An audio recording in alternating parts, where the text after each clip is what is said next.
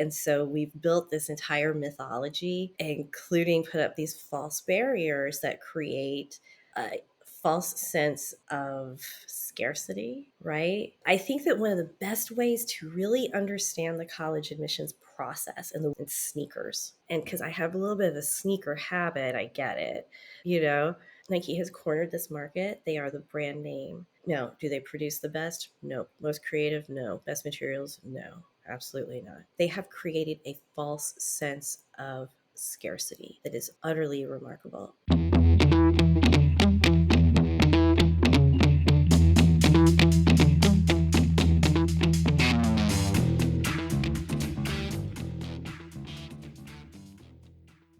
Hi, everyone. Welcome back to Don't Force It. Today, I get to sit down with Marie Bigham, who is the founder and executive director of ACCEPT, which stands for Admissions Community Cultivating Equity and Peace Today.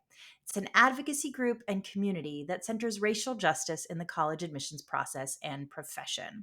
Now, Marie is an amazing person who's had a long career in college admissions, and she has such a clear view of the problems in college admissions and the challenges, and is actually trying to do something about them. So I have tremendous respect for this woman. She's also just a lot of fun to talk to.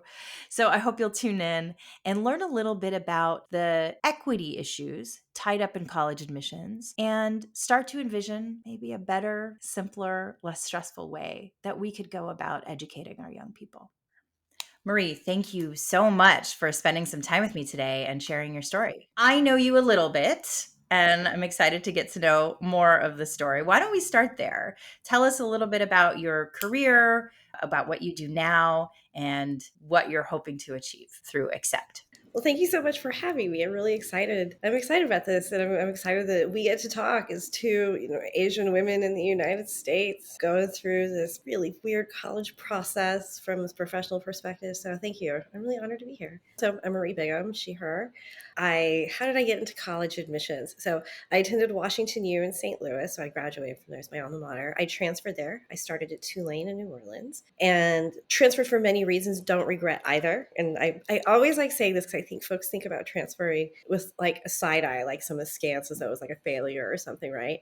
There were lots of reasons I went to Tulane and lots of reasons I left and lots of reasons I chose WashU and lots of reasons I'm happy that I didn't start there. But I think when I think about that journey, I became a smart and thoughtful and more intellectual person when I was at WashU, but I became an interesting person when I was at Tulane. And I will never ever give up either of those parts of my education. So that's a little bit of my higher ed journey path. Before you continue, I definitely want to hear more, but that's such an interesting way of phrasing it because in the US in particular, we do think about all of those things you mentioned, becoming, more of an intellectual person, gaining knowledge, becoming interesting, kind of figuring out who you are. We see those as components of a good education, but certainly in other places, those are not part of the equation. So I think it's great when you can really quantify in those ways. I got this from here and I got this from there, and it's all working together. Yeah, it's all important. I think one of the things that I really learned in that transfer process was about me, about my needs specifically as a learner, as someone who was seeking education. Like I approached that very differently. I think most importantly is I learned how to make mistakes and pick myself up. I learned how to find a pathway and to find the resources and the tools to help me get there, but without my parents having to step in. And that was so invaluable. And I'm grateful for that. There are times I'm sure when I was 19, 20 that I really wish they would have, but it was not the right thing. So that was my higher ed journey. So then graduated from college in 95 and worked in politics and public relations. And I love saying this, I worked for the St. Louis Rams. Their first season, the season that they moved in 1995, was my first job out of college. And so as a women's studies and political science major with a glass blowing minor, I managed the St. Louis Rams cheerleaders as my first job out of college. And that was a thing. But it was an amazing opportunity, an amazing experience. And I wouldn't, again, not trade that for anything. But after a couple of years of working in PR and with an NFL team and in politics, I said, I need to go to graduate school at some point. But I got to do something for a second. I got to figure something out. Right. And So stayed in admissions at Washington U for 7 years, then worked at 4 different independent schools around the US. So first at Riverdale Country School in New York, then at Bishop School in La Jolla, California, then Green Hill School in Dallas, Texas, and then finally Isidore Newman School here in New Orleans. As I said at the top of this, I'm a woman of color, I'm Vietnamese and white. Racial equity has always been something that's been on my mind and something that I've fought for, sometimes without as much intention perhaps, but it's something that's always been important to me. That's always been a major part of my value, something that I wanted to fight for, but my life and my viewpoint of that really changed. I think the moment for me of just pain and clarity was seeing, for how many hundreds plus days, Mike Brown's friends protesting in St. Louis and realizing, even from the first day that it was all happening, that they were kids who were the same age as the students that I was working with. They were high school seniors. They were 17, 18, 19. They were kids. And what was the biggest difference between those kids and the kids that I worked every day was race and wealth, access to resource, and just feeling just a real strong indignity and responsibility that changed a lot of how I wanted to approach the world and the work. And I tried to find different ways of doing that. I served on the board of NACAC, our professional association, and got really involved in a lot of different things. I was doing a lot of media stuff about these topics, but felt like I wasn't really getting anywhere. And like in a moment of anger in the middle of the night, 7 years ago now, which is crazy, I started a Facebook group that had kind of an obscene name at the time. So started a Facebook group that ended up being called Accept, Admissions Community Cultivating Equity and Peace Today. I truly thought when I started it that it was going to be like 40 or 50 friends from this profession who would want a place to gather and think about ideas and ways that we could support each other, but ways that we could help create sense of belonging, fight for racial justice. So that was why I started Accept. I really truly thought it'd be like 40 or 50 people. After launching it the first night, I think we were at 824 hours, like something crazy like that. At our peak, we've had about 7,000 folks who've been involved. So we started this Facebook group, and for the first 3 years of it, it was very much, a Facebook group in this organic community, in this grassroots community, doing a lot of learning and a lot of teaching and really pushing conversations in the profession. And it was almost a guerrilla way where we were, using social media, using as many of the platforms as we could in person and non in person to really push this conversation. And I'm really proud of what we were able to do, I think, in the admissions space of centering racial equity and justice in so many of the conversations that we have as a profession now. Like, I don't think that was 7 years ago. That was where we were. And then, gosh, 2019, I left schoolwork and launched Accept as a full time job, but as a nonprofit organization, and got it together in that way and started to really think about our mission and our work and realized we had this model that, our theory of change is that you build community that centers this work, people who care about that then take it to their institutions. And when institutions grow together in this space of caring about racial justice, it becomes systemic change. And I think that was for a long time how we were pushing that. I think what we really came to learn is that institutional and systemic change takes a lot. It takes a whole lot. It takes a lot of intentionality. And so now there's a lot less emphasis on the Facebook group for Accept. We still have that and we still have a nice community. But in terms of where we see change really happening, it's been on public policy level. It's being able to be engaged with civil rights organizations and legal organizations and policymakers and researchers. So a lot of our work now is on a state and federal level and like pushing systemic change in a lot of ways. So it's a very long story, but that's a little bit about Accept. But a really amazing one, and thank goodness you had that moment of anger that started this entire work. Anger can be a gift in so many ways.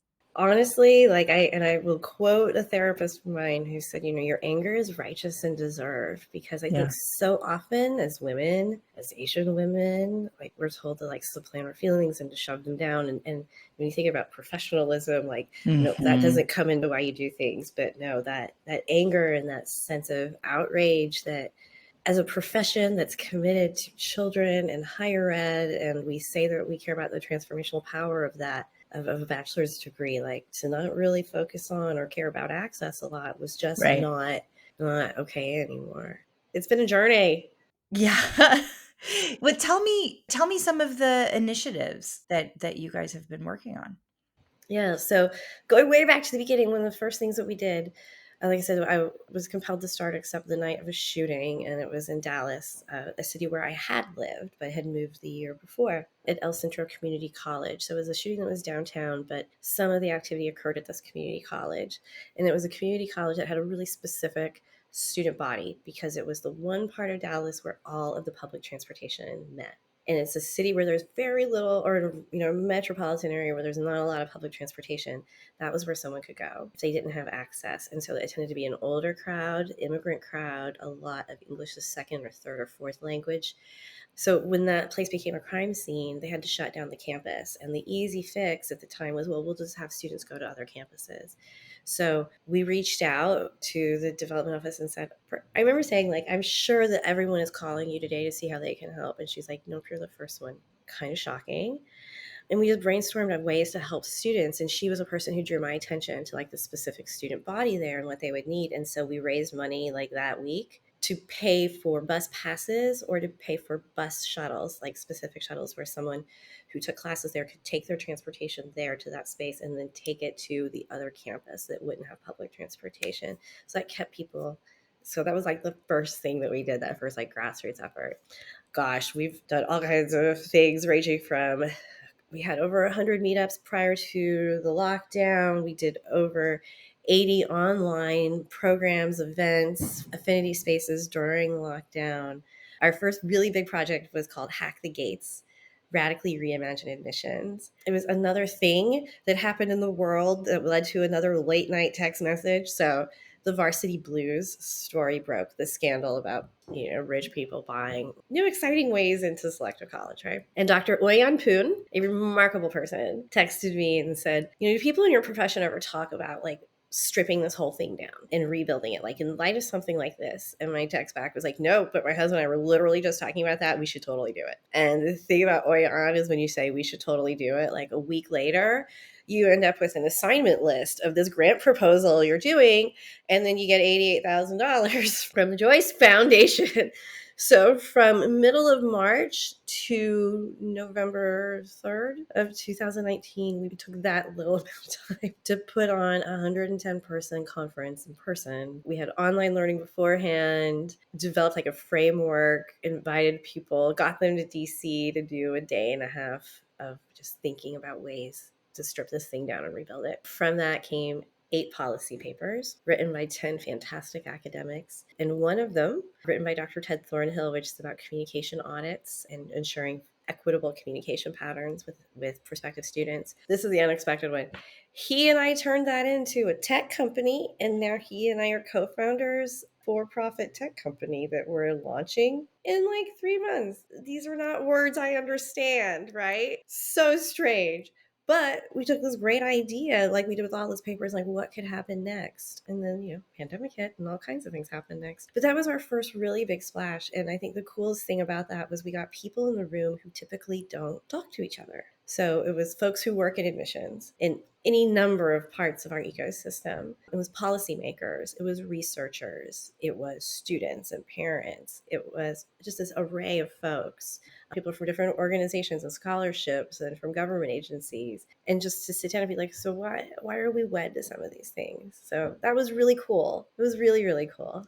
That's amazing. This is one of the things I want to ask you about. Do you feel any hope for any of the ideas that came out of Hack the Gates to actually come to fruition?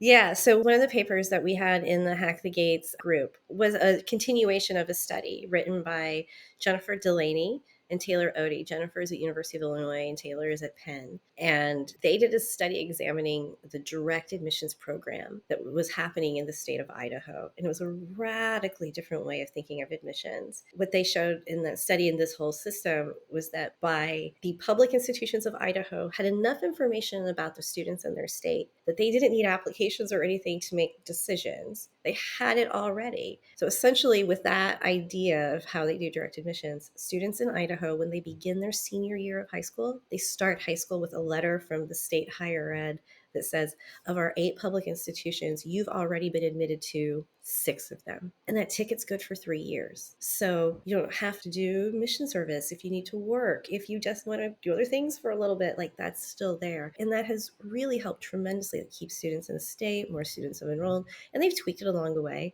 But that was a paper that we had like early in the iterations of it. That process has morphed into a number of different things now, and we hear directed missions in some ways that are different than this. So it's kind of changed a little bit. The bigger picture, that idea of colleges already have enough information to make decisions, and so rather than students applying, we just send you an invitation. That's picking up in a lot of places, in a lot of states as policy, in consortiums of schools. Like, I think that's really cool. I think that's a great idea. So that's something that's happening from Hack the Gates. Ted's paper, like, we're a tech company now with that one, which is a little nuts. The paper that Dr. Aaron Corbett did about college programs that are in prison systems, like, she's been able to utilize to continue growing her grants and her research. She runs a nonprofit as opposed to being an academic researcher. So she has a little bit of a different path. And that's been helpful for her to continue that work that way.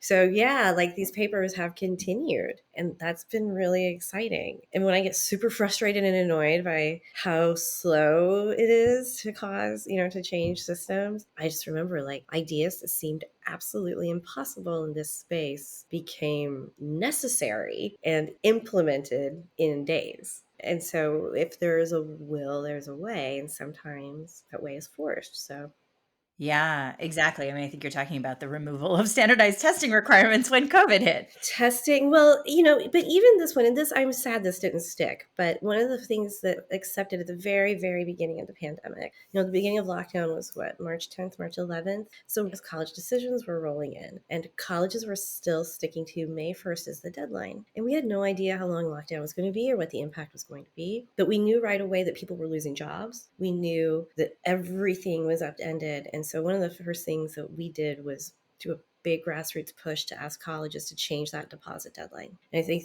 through our research, we figured out it was about 900 colleges that were wed to that. We got close to over 700 colleges to change, either to extend the deadline past June 1, but at least in that part of the spring of 2020, convince colleges that you could do this and it was possible, and you could still make all the milestones and accounting things, and everything can still happen the way it needs to. And they did. I'd hoped that they would still continue that flexibility.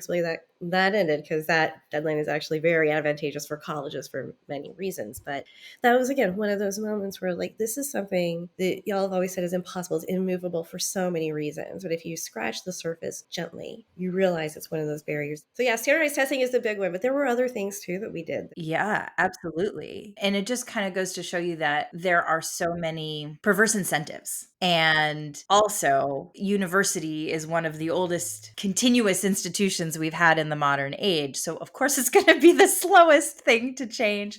And this brings me to one of the questions I think I might have emailed you before we started. In the United States, certainly, the higher education system was built for landowning white people. And the population we are now trying to educate is not the same. So, how much of the barriers and problems that we see with access and affordability and all of these things do you think are still tied to that founding premise of we need an educated class of landed gentry to rule the nation? And how much of it is We white Christian landowning men. yeah, let's be specific about that. Landowning men. And how much of it is from other things? And I don't know exactly what I mean by other things, but it feels to me like a lot can be traced back to just that founding premise. I mean, it's hard to not get right back there, right? And I think it's why I'm so eager as we think about the admissions process, like why I'm so just irreverent, and not in a comedy way, but lacking in reverence towards these things that we, circle and call holistic admissions, or these parts of the process, right? Like, okay, standardized testing like sets a level. Well, no, like, again, that's basic eugenics. So how's that ever going to be fair if it's something that the very foundation was based in eugenics? All right. The idea of character. We care about a good fit and character. The whole idea of fit and character was coded language to keep Jewish people and to keep Irish and Italian immigrants out of college, that people like us do certain activities and we value those activities. So now we want to see that on your college list activities. I always think about that as an example that people think of as like fairly benign and meaningless. And I'm like, no, here's a direct way how that reflects whiteness as a value. It has taken until fairly recently in the college admissions conversation at selective colleges for colleges to say, we value your part time work and caring for your family in the same way we value you being captain of the lacrosse team, right? And we know immigrant families might not value joining a sports team nearly as much as they value working in a family business or the requirement thereof, the necessity thereof. You could look at any part of the process that we think of as benign in the admissions process and be like, no, all of it's a way to exclude. Like, truly, that's the job of it, right? Exclusion. But it is rooted in racialized and immigrant based exclusion that's very intentional. And we really got to examine that. Like, when I hear people say, let's reform things about admissions, I'm like, can you reform something that's so rotted at the core?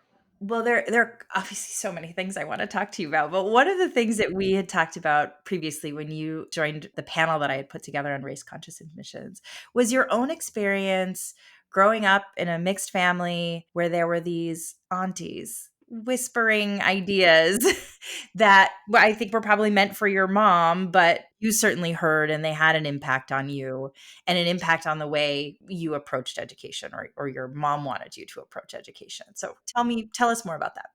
Totally. And I think there is certainly a generational component to this that is, I don't know, maybe a little bit of part of this. I hope this change. I don't know though. So I am 50 years old, like I am Gen X. So I went through this process in 1990 and started college in 1991. We had no internet. We had none of the things. We just had whisper networks of everything. And that was right around the time that Ward Connolly was having so many conversations in California about killing affirmative action. Like, the conversation about affirmative action, and specifically in the Asian community, that was really bubbling at that time, really, truly bubbling. So, on one hand, that's happening in that cultural moment. So, those were the aunties in California who were in Orange County who were living in essentially little Saigon. Like, they were immersed in the community. I was raised in St. Louis, Missouri. And when I was born, we lived in my dad's tiny farming rural hometown in deep southern Illinois, where my mom and I, and later my brother, were the only people of color to live in the town and might still be the only people of color to have lived in the town. By the time I was applying to college, we were living in the city. I was at a private school that had, college counselors sharing information, but I did not grow up with a lot, certainly not a lot of Vietnamese, certainly not a lot of mixed race Asian people, some Asian people, but all of them of a very educated class, right? My mom was a professor at Washington U at the time too. So we were in the thick of higher ed and in a community that knew about it. And the fear that being Asian or looking Asian might hurt us was real. And by real, I mean the fear of it and the stories and you should do this and you shouldn't do this. And I remember my auntie saying something to my mom, like to the effect of, tell your kids not to check the box that they're Asian or even mixed, like just pick white. Tell them not to use their Vietnamese, like my middle name is Vietnamese, like don't use that, like don't tip that off. And mom being in higher ed was like, that doesn't make sense. That's not what I see how we do things. And on the other hand, she's not in California. She's not in this community that's like immersed in these conversations. And, you throw that in, like being multiracial, and it's like you're always questioning identity as it is. And then suddenly to be faced with a form that is asking you to make these declarations for the first time kind of in this way, and all these voices coming at you saying, be proud of who you are, but only in a whisper, hide who you are in this way. It's better for this ultimate goal. Like, hide who you are to get this goal. And it making that value that kept getting repeated over and over again, that education was so important that you couldn't be who you are. And that for some of us, especially, you couldn't. That was hard. It was harmful. Yeah, extremely confusing. I mean, my brother's name is Jason, and my name is Sheila, and we grew up in a very small town in rural Michigan where we were also the only people of color. And it's very clear to me why my parents chose the names they did. Now, there are also South Asian Sheilas, so they kind of like moved a little bit towards like, okay, this could work in both contexts when they named me, but certainly not for my brother. And they were of a generation of immigrants that thought the best thing to do was just blend in, hide, assimilate as much as possible. If you keep your head down and you're quiet, people won't notice you. They won't throw rocks through your windows anymore, Exactly.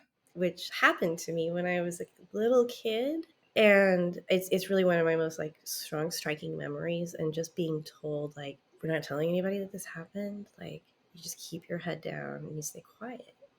Yeah. And it's such a trauma response. And part of it, I want to take this back to what you were saying about the extracurricular list. There are certain activities that we do, the upper class, and we want to see those things on your activity list now, too. I think this is a real thing that happens in communities of color as well when parents really are invested in their child's education and they have this desire to go to quote unquote the best colleges. They start having students play certain instruments, try to do certain sports, get involved with certain types of extracurriculars because they're trying to reproduce that.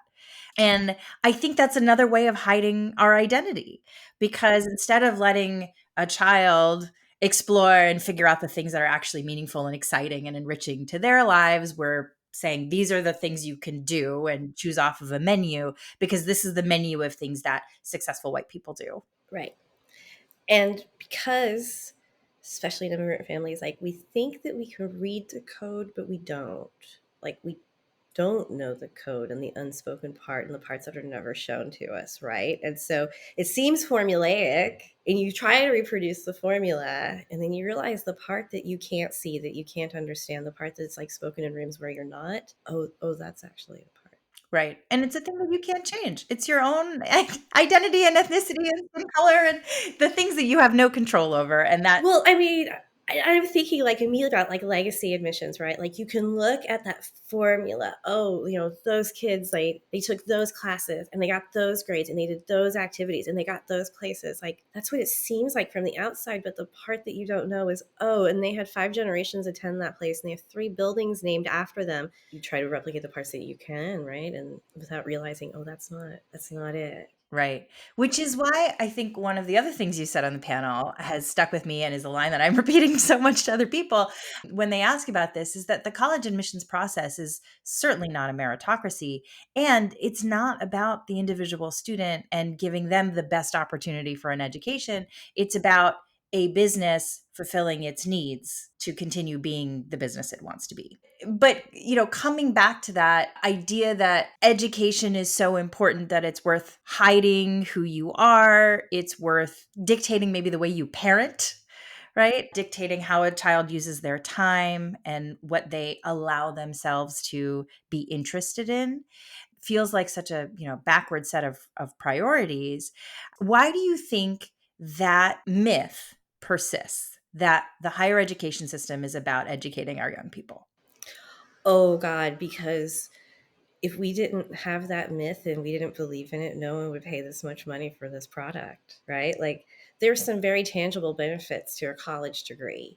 That's absolutely true. But the differential that people seem to think exists between 2 year, 4 years, some degrees of some majors, some degrees of other majors, institution to institution, like there's very, very little that differentiates that. And so we've built this entire mythology, including put up these false barriers that create a false sense of scarcity, right? I think that one of the best ways to really understand the college admissions process and sneakers, and because I have a little bit of a sneaker habit, I get it, you know, Nike has cornered this market. They are the brand name. No. Do they produce the best? No. Most creative? No. Best materials? No. Absolutely not. They have created a false sense of scarcity that is utterly remarkable. And the hoops that people will jump through and the inflated prices that people will pay for a commodity that is open source, right? which is this brand new Gladiola SB Dunk by Nike that I have arriving today, that I entered 7 raffles for. Will it protect my feet any better than anything else? Nope. Will it make me tall? Nope. Will it do any of the things that a shoe is supposed to do? Absolutely. Will it do it better than some of the others? Probably not. And you know how many people will be impressed by it when I take them out of the box? Maybe 1 out of 20, 1 out of 50. But for some reason, that commodity has become so romanticized in this way that we do it for that one person of 50, right? But all those other things, I think colleges, we've done it the same way. You could get, of the 2,800 four-year colleges, the majority of them are not selective, right? There's no scarcity of this. When I hear people say like the teaching is better one place or the other, I don't think anyone could really say that. No one's really measuring that, and frankly, I don't think that that's what the consumer is looking for anyhow. So what is it? And it comes to that romanticism. It's the experience, the fit, the and some of those pieces like that is tangible and real, but for something that's going to cost you $90,000 a year. So I think the way that like we've got to strip away the romanticism of it, just look at college like strictly in like the cold hard terms of this is an expensive consumer good. Yeah, right. We have a lot of parents who are like, you know what? My kid is stressed out. There's too much anxiety. There are multiple mental health crises happening right now. And I don't want my kid to burn the candle at both ends and sacrifice a quality life just to say I got into this school or I graduated as valedictorian or, whatever it is. At the same time, that feeling of scarcity is so real that they feel like I'm a bad parent if I don't push them for these kinds of schools. And it's a really hard place, I think, for a parent to balance those two things. But I think the reality that you just sort of laid bare is it is not a scarce commodity. And you should actually probably get clear on what you are trying to accomplish so that you can choose the right place, the right investment for your particular situation. My favorite book along these lines is The Price You Pay for College by Ron Lieber. I love that book. And what I love about it is that even though ostensibly it's about paying for college, right? I think it's actually the best framework for a college search that I've seen anywhere, like just for the college search. Because what he says is and it's so straightforward but true, you are giving resources to an institution. What are you expecting back? What do you value? How do you quantify and research that thing that you value? And how do you hold these colleges accountable for providing that value? And what resources, again, are you willing to give? And I think it's such a clear cut, interesting way of looking at it. And it really frames it like resources aren't just your dollars. Like this is the resource of your time, your effort, your emotional commitment. You're going to pick up and move in some cases, right? Like, how do you look at that and say, let's say a family says, the most important thing from a college education is access to a network that has a specific path to a specific career. Okay, great. How do we find that? If you find a place that says they do that, how do you make sure and how do you hold them accountable? But it really requires drilling in and saying, this is what I'm looking for. This is what I'm actually paying for. And sometimes pushing people on that to say, it's okay. We're looking for prestige. We're looking for the biggest value, name brand that is valued. Like, again, sneaker collector. I get that. I like a good handbag. I get that too. But understanding what exactly that it is. And once you figure out what you value and what resources you're willing to give, like the process gets a lot clearer, I think. It just strips away some of the romanticism, I think, that people, like, again, we've buried it so deep. Yeah.